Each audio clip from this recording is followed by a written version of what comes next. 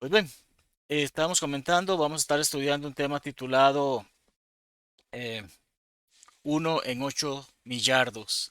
Sé que esa palabra es bastante compleja, sé que es una palabra nada común, por así decirlo, ¿verdad? Y simple y sencillamente lo que estamos tratando de decir, simplemente lo que estamos tratando de hacer ver es, eh, simplemente lo que estamos tratando de hacer ver es 1.000 millones. Curiosamente, en el idioma en inglés está la palabra billion o billion. Y a veces lo traducimos mal, a veces traducimos mal esa palabra como billón. Sin embargo, un billón o a billion en inglés, en español son 1.000 millones. Y realmente la palabra que hay en español es millardo. Así que el tema que estamos hablando, que estaremos discutiendo en los próximos minutos, se titula 1 en 8.000 millones. Y tiene mucho que ver precisamente con la situación de cómo está la población humana alrededor del mundo en este momento. Estamos cerca de llegar a los 8.000 millones de personas en el mundo. Y cada uno de nosotros tiene una misión importante. La primera vez que escuché esta frase fue por parte de un hermano, precisamente uno de los fundadores de World Video Bible School, que cuando me contactó para poder trabajar en algunos videos y me hizo la sugerencia de si me gustaría dedicarme a levantar lo que es la escuela en español. Y la gran responsabilidad que hay de que yo, una simple persona en este mundo, tiene esa bendición y esa gran oportunidad por parte de Dios para trabajar en ello. Ciertamente, estoy agradecido con Dios por la oportunidad de llevar a cabo el trabajo de la escuela bíblica en línea, pero sé muy bien que como cristiano no estoy solo, somos un gran grupo y precisamente todos debemos de ocuparnos en esto. Entonces, lo que deseo hablar es precisamente sobre el valor de uno. Es lo que vamos a estar hablando durante esta oportunidad, el valor de cada uno de nosotros como siervos de Dios. ¿Qué involucra esto? ¿Qué es lo que conlleva? Eso es lo que vamos a estar hablando a lo largo de esta lección el día de hoy. Mateo 16:26 habla acerca del valor de un alma. El Señor hace la pregunta, ¿qué dará un hombre a cambio de su alma? Sabemos que es un valor que no podemos dar físicamente, monetariamente, no podemos ponerle un valor al alma, pero nuestro Señor a través de su sangre compró el alma de cada uno de nosotros y de aquellos incluso que aún no han obedecido el Evangelio, para que cuando estas personas puedan obedecerlo, puedan formar parte de su hermosa familia. Y es el mismo Señor el que en Juan 12:26 dice lo siguiente. Dice, si alguno me sirve, sígame. Y donde yo estuviere, allí también estará mi servidor. Qué hermoso ver que tenemos esa compañía con Jesucristo, aquellos que deseamos servirle y seguirle. Pero más hermoso es saber que precisamente si alguno me sirviere, si alguno sirviese a nuestro Señor Jesucristo, Dios Padre le honrará, Dios Padre le dará honor. No hay duda de que hay una recompensa maravillosa para cada uno que obedece a Dios y le sirve. En esta oportunidad vamos a estar hablando brevemente, o en su mayoría vamos a estar hablando acerca de algunos hombres que dentro de las escrituras se nos hace saber sirvieron a Dios. Y vamos a ver las enseñanzas que podemos tomar brevemente de ellos y luego entonces poder hablar acerca de cómo nosotros podemos ser uno más de ellos, podemos ser un siervo más de Dios. Entonces, arranquemos hablando de estos unos, algunos unos que sirvieron al Señor. Y del primero que vamos a estar hablando se trata precisamente de José. ¿Sí? No estoy empezando esta lección hablando de Adán, o hablando de Noé, o hablando de Abraham. Estoy hablando de José. Y sí, hay muchos Josés en la Biblia, ¿verdad? Pero vamos a hablar del primero de ellos, el primero que aparece en ellos. La palabra de Dios nos hace saber que de este hombre se trata de ser, es el bisnieto de Abraham. ¿Qué tenía el pueblo judío, especialmente en los días de nuestro Señor Jesucristo? Y probablemente algunos de los que profesan ser judíos hoy en día tienen el concepto. Somos descendientes de Abraham, a pesar de que no pueden trazar esa línea directa de que son parte de la familia de Abraham. Sin embargo, José era el bisnieto. Hay simplemente 4 generaciones, desde Abraham hasta llegar a José. Y además de eso, sabemos en base a lo que leemos en Génesis 37, al 50, una gran porción de las escrituras, leemos sobre la vida de José, sobre los eventos con José, vemos efectivamente que es el hijo amado de Jacob. Y esto ciertamente le trae bastantes problemas. En primer lugar, recordamos que la palabra de Dios nos dice que Jacob es, o Dios le llega a cambiar su nombre a Israel. Y tenemos la situación entonces de que de los 12 hijos, de los 12 varones que tiene, él tiene más amor, más cariño para con José, porque precisamente era el hijo de la mujer que él amaba. Y tenemos la situación de que debido a esto, José se convierte en el odiado por sus hermanos, al punto de que sus hermanos incluso desean matarle, mas deciden cambiar de plan y le venden. Y aquellos a quienes lo venden a un hombre en Egipto, un hombre que servía en Egipto. Y sobre ese hombre sabemos que tenía una esposa y sabemos que su nombre, el nombre de este hombre era Potifar. Y su esposa tienta a José. Su esposa desea tener relaciones con José. Esta mujer no le importa, que ella simplemente quiere satisfacer un capricho que tiene. Y al José negarse e incluso huir, ella inventa una historia que hace que encarcelen a José. Y encarcelado conoce a dos hombres, al copero y al panadero. Y estos hombres tienen sueños, y estos hombres le hacen saber sus sueños, y José procede a interpretar sus sueños. A uno de ellos le hace saber, efectivamente, vas a morir en 3 días. Mas al otro le hace saber, estarás libre pronto, y te pido que por favor te acuerdes de mí cuando salgas de aquí. Tristemente, ese hombre que precisamente era el copero, o el jefe de los coperos del faraón, se olvida. Se olvida de lo que había solicitado José brevemente, tan solo unos días, cuando le leyó, cuando le interpretó ese sueño y se dio esta situación. Mas luego, 2 años después, el faraón está teniendo unos sueños y necesita saber qué es lo que quieren significar. Y el copero, el jefe de los coperos, se acuerda de José, le hace saber sobre él. Y es aquí donde vemos que una persona como José, con todas las situaciones, con todas las, digamos, desgracias, que algunos podrían decir, qué desgracia poder pasar por todo este tipo de situaciones, tal vez estaría molesto con Dios como muchas personas hacen. Sin embargo, sabemos que Dios tiene grandes planes para con él y de hecho, José reconoce eso. Y cuando vamos a Génesis 41, versículo 16, leemos que el mismo José le hace saber al faraón, no se trata de mí. Yo no soy el que tiene el poder. Yo no soy el que tiene la autoridad para decirte qué es lo que va a ocurrir en base a ese sueño.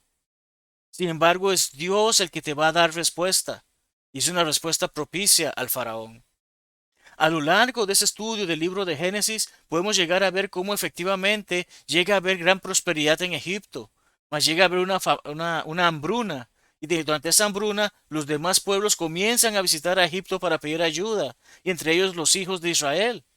Y estos llegan a donde su hermano sin reconocerlo.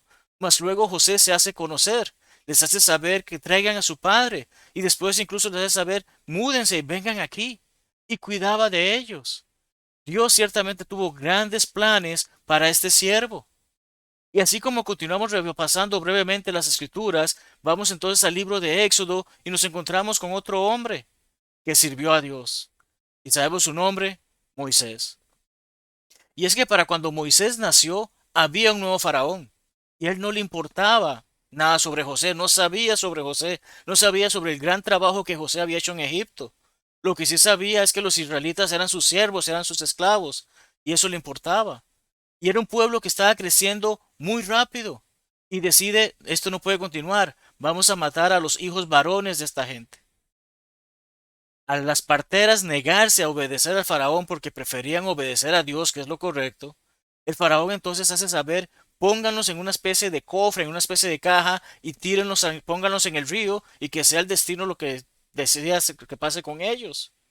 Y cuando pasa esta situación, resulta ser que Moisés nace y su madre le esconde por 3 meses, más recurre a ponerle en ese cofre, ponerle en el río, y la providencia de Dios era tan grande que precisamente hace que este hombre, este bebé, sea hallado por la hija del faraón. Y ésta le adopta como suyo.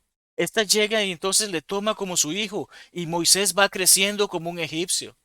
y no como cualquier egipcio, sino como parte de esa realeza. Moisés pudo haberse quedado disfrutando de esa vida. Sin embargo, él llega a observar y llega a ser testigo del maltrato que los egipcios daban a los israelitas. Y de hecho defiende a uno de ellos, mas luego uno de ellos le hace saber, ¿me matarás como hiciste con el egipcio? A lo que entonces Moisés huye. Y aquí simplemente se pudo haber quedado en esa otra tierra donde fue, donde estableció su familia, pero como estamos viendo, Dios tenía grandes planes para con él. Y cuando llegamos a Éxodo 3, vemos que efectivamente se nos dice que Dios le hace saber a Moisés, ven, por tanto ahora, y te enviaré al faraón. Moisés huyó de Egipto. Moisés mató a un egipcio. Moisés sabía la relación que había con su familia, si se puede decir, en el sentido de, de las dificultades que había entre egipcios e israelitas. Y tenemos una situación que Dios le está haciendo saber, te voy a enviar allá. Tengo grandes planes contigo. ¿Por qué? Porque eres tú el que va a sacar de Egipto a mi pueblo, a los hijos de Israel. Moisés duda brevemente. Tiene sus dudas con respecto a su forma de hablar, a su forma de actuar. Sin embargo, Dios tenía grandes planes para con él y a lo largo de los libros del Pentateuco vemos que efectivamente Moisés lleva a cabo su tarea.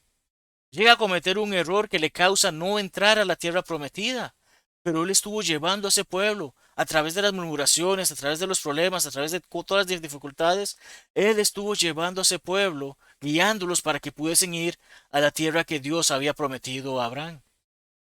Y continuamos en este estudio brevemente sobre el Antiguo Testamento porque después del Pentateuco viene el libro de Josué y es precisamente sobre él que vamos a hablar unos minutos.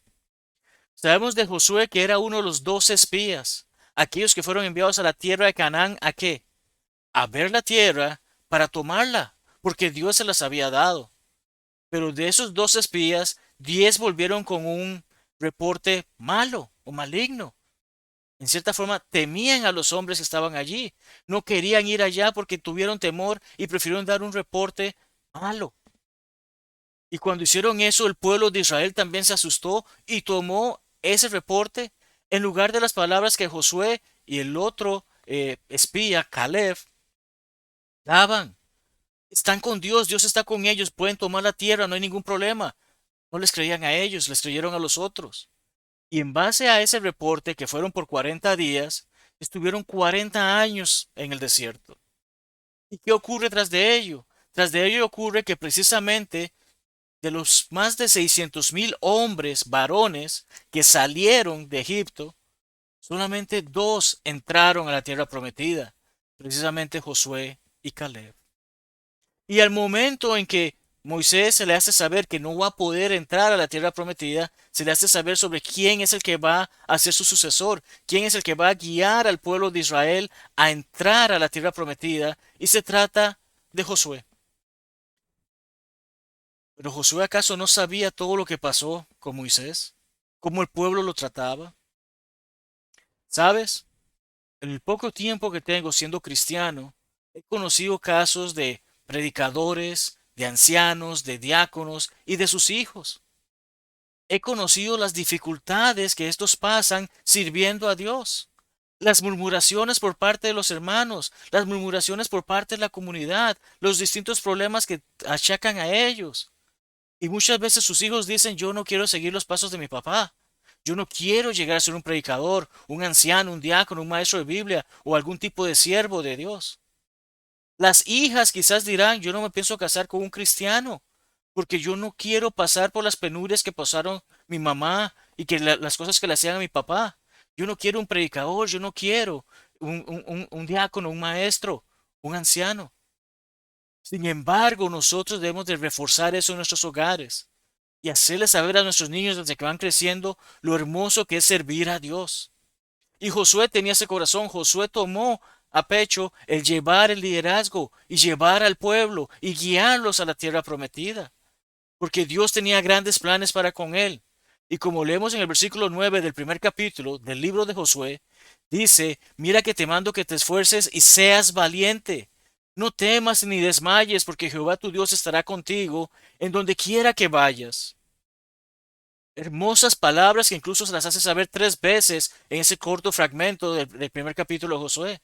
Dios es el que dice estas palabras y se las está dando a Josué. Yo estoy contigo, le dice Dios. Esfuérzate, ten valor, no temas ni desmayes, ve y hacer el trabajo. Son palabras similares que se nos dan a los cristianos cuando leemos Efesios 6:10 y Hebreos 13:5. Este hombre fue un gran siervo del Señor y llevó a cabo el trabajo que Dios le encomendó, así como los anteriores que hemos visto y así como el último que vamos a hablar sobre el Antiguo Testamento. Y se trata de Job.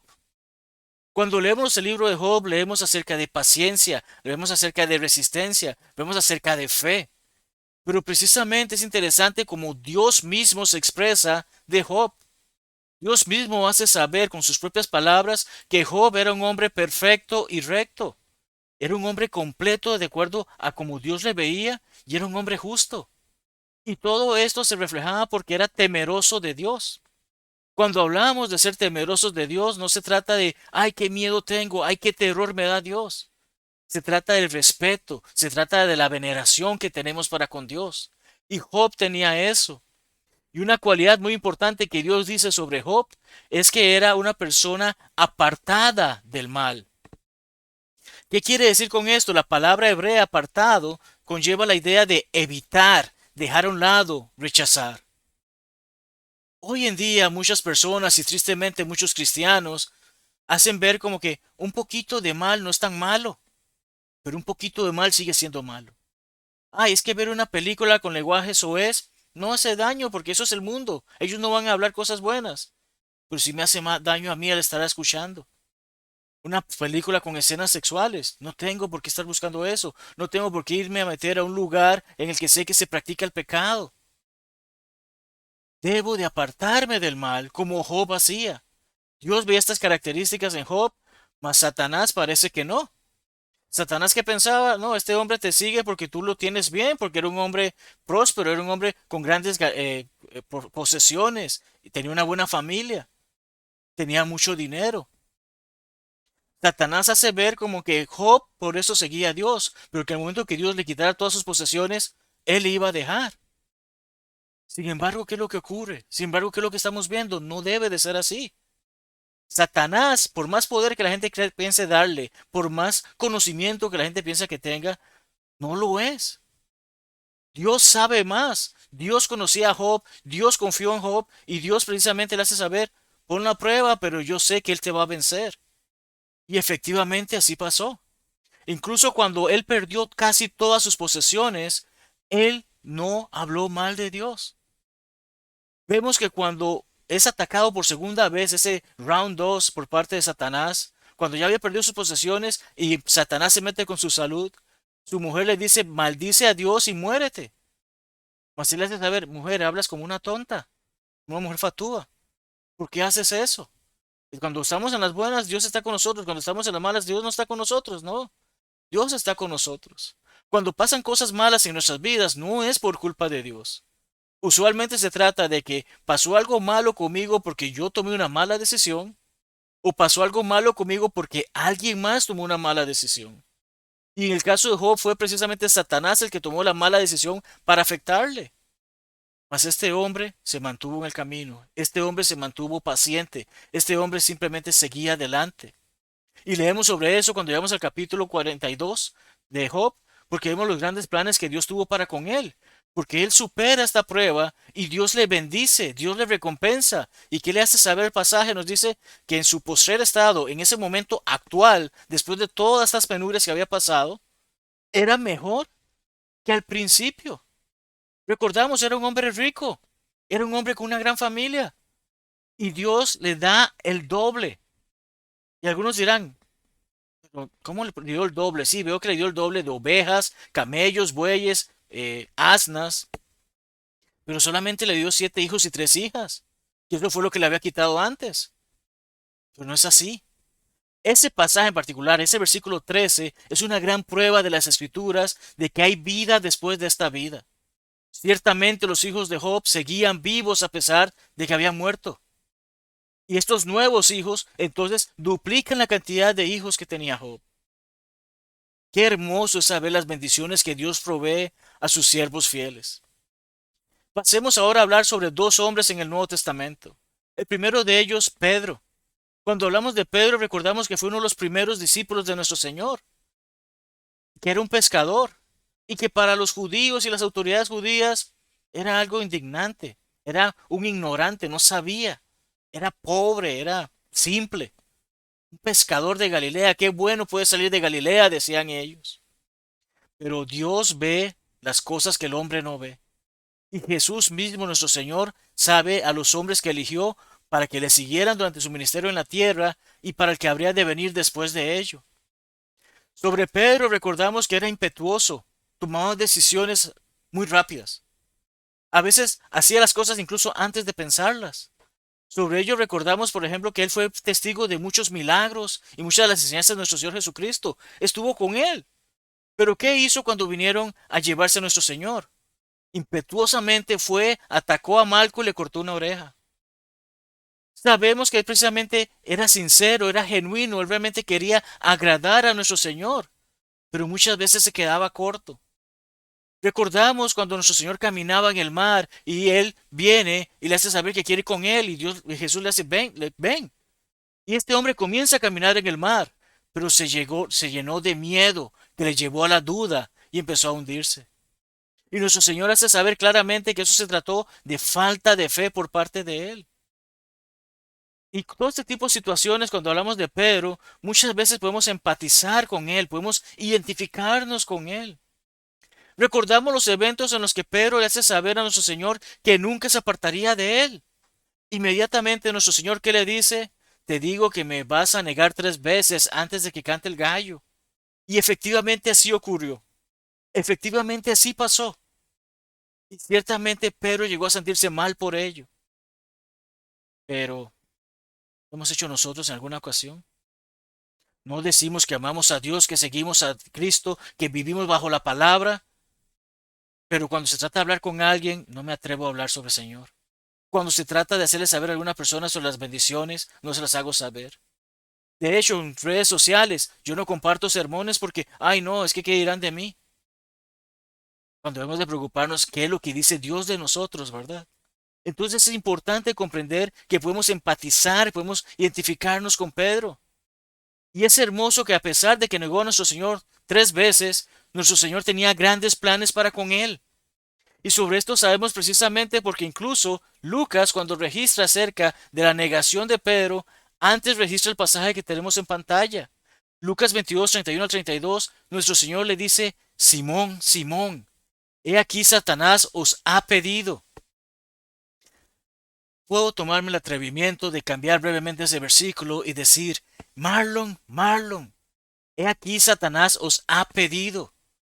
Y es que debemos de comprender, Satanás desea que todos nos perdamos. Satanás no quiere irse solo. Satanás tiene a los malos. Él está contento con ellos. A todas aquellas personas que no hacen la voluntad de Dios, Él está feliz con ellos. Pero a quienes buscan hacer la voluntad de Dios, a quienes buscan a servir a Dios, Él los ha pedido. Él los desea. Él los quiere. Y por eso es importante que seamos fuertes, para no ser zarandeados como el trigo. Qué hermosas palabras por parte de nuestro Señor que está diciendo, yo he rogado por ti, yo he orado por ti. Jesucristo le está haciendo saber a Pedro, yo Jesucristo he orado por ti, Pedro, que tu fe no falte. Ya, sabiendo que ha ocurrido anteriormente que la fe le ha fallado, Jesucristo hace saber que la fe no te falte. Una vez vuelto, una vez confirmado, una vez convertido, una vez que has recibido, una vez que reciba el don, la promesa del Espíritu Santo que Jesucristo le hace saber, Él está haciendo saber en este momento, una vez que recibas eso y que te confirmes que hayas vuelto, que te hayas convertido, confirma. La palabra lleva la idea de fortalecer, de hacer constante, de fijar firmemente. Una vez Él reciba esas bendiciones, que se dedique a servir y ayudar a los hermanos para que estos se fortalezcan. ¿Acaso no lo hizo? Claro que lo hizo. Porque cuando llegamos precisamente al libro de Hechos vamos a ver muchas cosas sobre Simón, sobre Pedro. cómo con los demás apóstoles en el día de Pentecostés predicó sobre Cristo crucificado y sobre cómo efectivamente estas personas habían llevado a Cristo a la cruz y cómo estas personas se debían de compungir de corazón, arrepentirse y ser bautizados para el perdón de sus pecados. Y entonces así más alrededor de 3,000 personas llegaron a obedecer el Evangelio, llegaron a convertirse en cristianos. Pedro estuvo involucrado en eso, como leemos claramente en Hechos 2. En el siguiente capítulo de Hechos se nos habla sobre cómo él junto con Juan sana al hombre cojo. En capítulos 4 al 5 leemos cómo las autoridades judías les prohíben, les amenazan que prediquen bajo la autoridad de Jesucristo. Pero ellos de una manera fuerte y de nuevo le hacen saber, eso es necesario obedecer a Dios antes que a los hombres. Y en el capítulo 10 es Pedro, el que en capítulos 10 y 11, quien predica a los gentiles, quien reconoce que Dios no hace excepción de personas y quien abre esa puerta a través del mensaje de hacerles saber, Dios desea que toda alma obedezca al Evangelio y sea perdonada sus pecados. Entonces tenemos toda esta situación, tenemos todo este detalle de poder ver cuán hermoso es el trabajo que Pedro hizo para el Señor. Ciertamente era un simple pescador, pero nuestro Señor le hizo un pescador de hombres. Tenemos también la situación con respecto a Pablo, el último de los hombres que vamos a estudiar en esta lección. Recordamos cómo Pablo atestiguó el apedreamiento de Esteban. Pablo, el que hace saber en algún momento en sus cartas que él efectivamente era un fariseo, que era parte de esa secta, de ese grupo de judíos que se sentían más grandes, que eran más importantes porque conocían las escrituras y que tomaban muchas de las decisiones. Él hace saber que no era un simple judío o que era descendiente de judíos, sino que efectivamente practicaba lo que los hebreos creían. Era un hebreo de hebreos. No hablaba por hablar griego, él conocía la lengua, las costumbres, la cultura hebrea. Y este hombre llega a ver cómo apedrean a Esteban. No, no le bastó eso. ¿Qué hizo? Recibió autorización por parte de las autoridades judías para ir a perseguir a los cristianos, para llevarlos a las prisiones. Y es precisamente con esa meta en mente, cuando este hombre llega y en su camino a Damasco se encuentra con nuestro Señor quien le enseguece. Y nuestro Señor le hace saber acerca de lo que debía de hacer. Porque nuestro Señor es un Señor de segundas oportunidades. Dios siempre nos da la oportunidad de volver a Él. Y a este hombre que en cierta manera pensaba ignorantemente que los cristianos eran algo hereje, llega a reconocer que Jesucristo le dio una segunda oportunidad. ¿Por qué? Porque efectivamente Dios le dio grandes planes para llevar a cabo. A su hijo en la fe Timoteo, en su primera carta, le escribe en el capítulo 1, versículos 15 al 16, palabra fiel y digna de ser recibida por todos. Esto es algo que todos deben de escuchar, que todos deben de reconocer, que todos deben de comprender. Cristo Jesús vino al mundo para salvar a los pecadores, de los cuales yo soy el primero. Quizás algunas versiones dicen, yo soy el jefe de los pecadores. ¿Qué quería decir con esto? No es como una mafia que es el capo principal. Lo que quiere hacer saber es que él mismo reconoce que en su momento hizo tanto daño al cristianismo que estaba por encima de quizás muchos otros que le hacían daño. Reconoce las cosas malas que hacía. Reconoce todos los errores que cometía. Mas reconoce que por la misericordia de nuestro Señor, la misericordia que recibió de nuestro Señor, ha sido perdonado y ahora está para llevar el mensaje, para que se muestre Cristo en él. Para ejemplo, y esto es importante, ves que resalté la palabra los, para ejemplo de los que habrían de creer en él para vida eterna. Esos nos involucra a nosotros. Porque a través de leer la palabra de Dios, a través de leer las cartas de Pablo, podemos ver que efectivamente hay grandes planes de Dios, no solamente para estos hombres que habían servido a Dios anteriormente, sino para quienes en adelante siguieran sirviéndole. Y eso es lo que nos lleva precisamente al siguiente punto. Y es que tú y yo podemos ser uno de esos siervos. Podemos tener ese hermoso compromiso de llevar la palabra de Dios, de hacerle saber al mundo que Dios quiere que le sirvamos y que le sigamos. Podemos ser uno como estos que le sirvieron, así como lo fue José.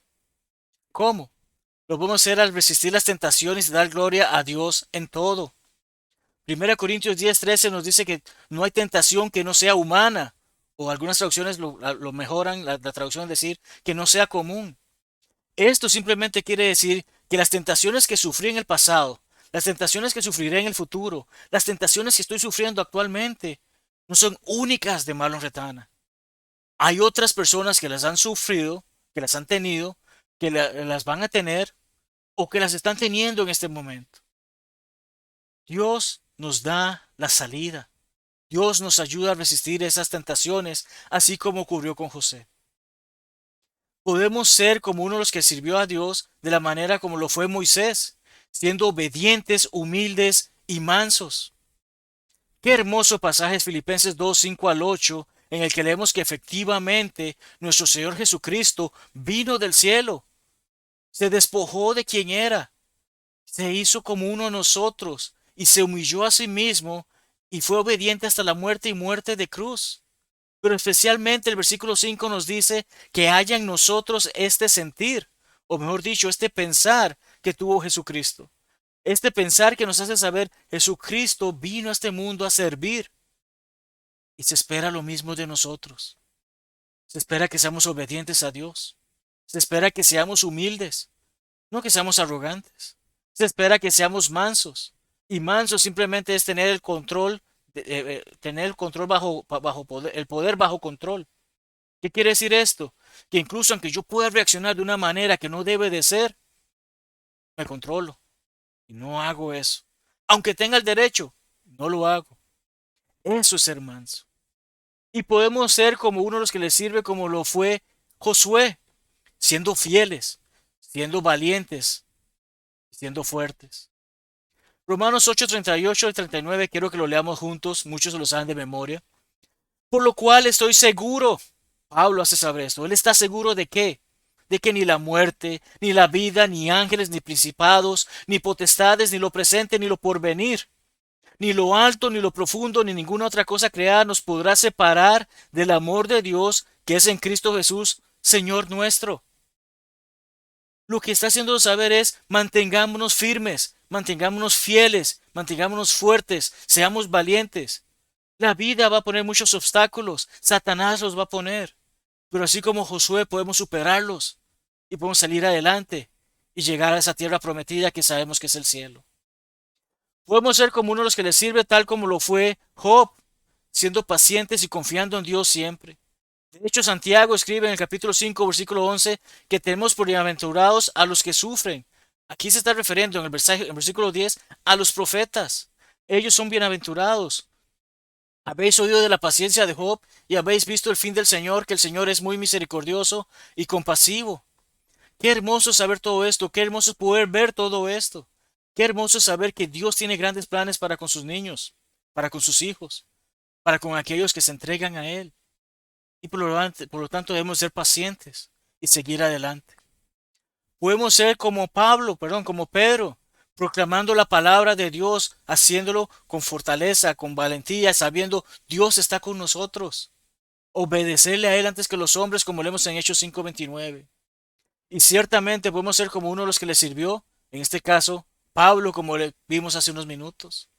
Viviendo para Cristo sin importar lo que esta vida nos lance, lo que la vida nos depare. Van a haber dificultades, sí, Jesucristo lo dijo. La vida cristiana no es algo fácil, pero es algo hermoso. Y cuando leemos Filipenses 1:21 al 24, leemos que efectivamente Pablo hace saber que para él el vivir es Cristo y el morir es ganancia. Y hace saber que aunque él deseara morir para ya estar con el Señor, algo que quizás todos nosotros quisiéramos, ya que se acabe esta vida para ya estar con el Señor, él hace saber, mientras esté vivo, así como nosotros mientras estemos vivos, sirvamos al Señor, vivamos para Él. Hagamos que la palabra de Dios llegue a tantas personas como sea posible, por todos los medios posibles. Qué hermoso es saber que podemos ser un siervo como lo fueron estos hombres. De hecho, cuando leemos Hebreos 11, sabemos que es el capítulo que trata sobre el salón de la fama, si podemos decir, el salón de la fe. Hombres importantes en la historia hacen saber la palabra de Dios, sirvieron, vivieron para ello. Sin embargo, el pasaje mismo nos está haciendo saber que no recibieron lo prometido con respecto a la vida eterna. Ellos están en espera, porque Dios no les va a dar esa bendición delante de nosotros. Dios nos da algo mejor a nosotros. Nos da de saber, no estarán ellos en el cielo conmigo hasta que ustedes no estén también. Hasta que venga ese gran día en que todos estaremos con Él, en que aquellos que han muerto serán resucitados y los que estén vivos serán tomados por Jesucristo y serán llevados con Él. En ese momento juntos recibiremos tan hermosa bendición por ser siervos de Dios. Qué hermoso ser uno de ellos. ¿Cómo concluimos, amados amigos y hermanos? En primer lugar, uno es un número pequeño. Sí, es un número pequeño. Sin embargo, puede ser muy importante. Cuando leemos 1 Corintios 12:12, vemos que efectivamente se nos habla de un uno. Así como el cuerpo es uno y tiene muchos miembros, pero todos los miembros del cuerpo, siendo muchos, son solo un cuerpo, así también Cristo. Cristo es uno, su cuerpo es uno, no son dos. Su cuerpo requiere de una cabeza que es Cristo. Su cuerpo es su iglesia. Es uno solo. Y como tal debemos ser parte, debemos ser miembros de ese único cuerpo. Solamente hay una iglesia. Y si estamos en una iglesia que el hombre ha creado, lo acabo de decir, no la creó Jesucristo, no es su cuerpo. Pero uno es importante. Y cada uno de nosotros podemos ser miembros de ese único cuerpo que es su iglesia. Recordamos que hablamos sobre Juan 12:26 y cómo nuestro Señor dice, si alguno me sirve, hay beneficios, hay bendiciones. Y me encanta la manera en que el hermano Robert Taylor comenta sobre este pasaje y esto debe ser de gran impacto para cada uno de nosotros. El hermano dice de la siguiente manera, ese versículo inculca una vida de servicio y un seguimiento continuo de Jesús. Prestemos atención.